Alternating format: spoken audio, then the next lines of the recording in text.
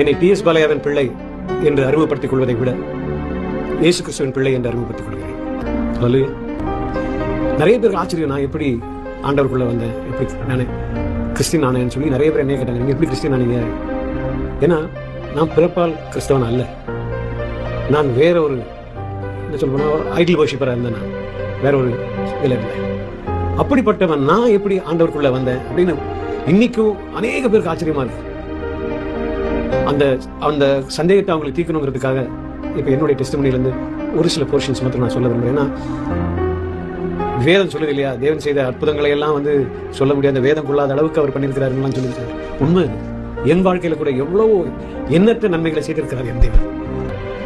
சாட்சியை கொஞ்சம் நான் சொல்ல விரும்புறேன். என்னன்னா அப்படிப்பட்ட ஒரு இவ்வளவு பெரிய கோடீஸ்வரனோட பையனா இருந்தும் இன்னொன்னு சொல்ல போனா எங்க லேண்டை வித்து ஒரு ப்ராப்ளம் ஆயிடுச்சு.